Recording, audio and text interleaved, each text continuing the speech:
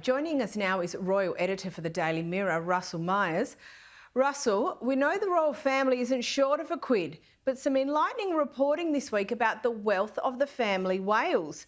How much are they worth and how is it quantified?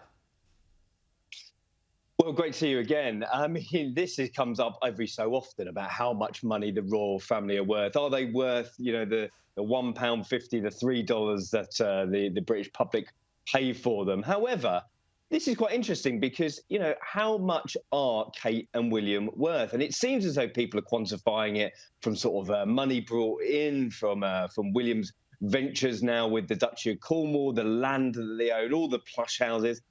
And you know what? It's over £1 billion. My math is about $1.5 billion. I mean, that is absolutely staggering when you think about it, that neither of them have had, huge careers where they've worked for any long period of time. I know, of course, William was a former air pilot and worked in the sort of air rescue. However, in today's society, cost of living crisis ongoing, are we getting what we deserve from William and Kate? And I think that's it's pretty much up for debate for a lot of people at the moment. And here in Australia, that's 2 billion Aussie dollars. Now, more conjecture this week around the invites to royal family events. The Times is reporting that the Sussexes haven't been invited to Balmoral for Christmas. Is that the case? Can you fill us in?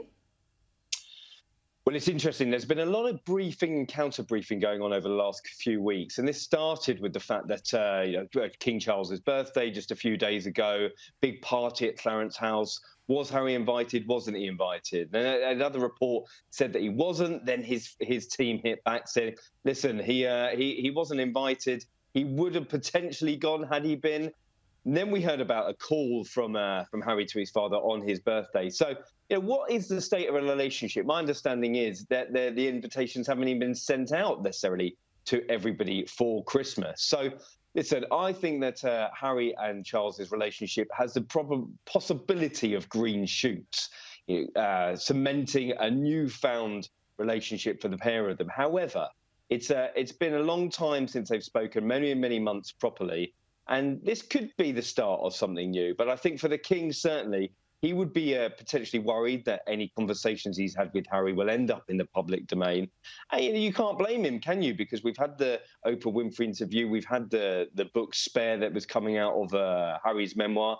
So I think that there'll be a lot of nervousness at the camp if Harry was around. And I don't think this Christmas will be the moment.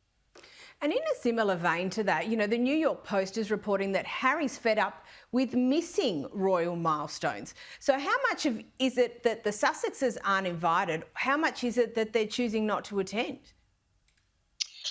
Well, that's a good question, because I'm sure he is fed up of missing things. I mean, he's got two young children who don't know his father, their grandfather.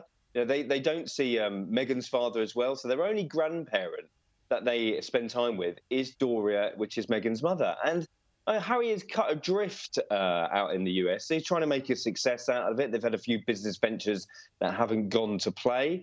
And so he's in a bit of a difficult situation. I'm sure he does miss his family. He said it himself before in those interviews that he gave for his book, that he wants to bring his family to the table. He's seeking an apology from them, which I don't think will be forthcoming, certainly not from his brother.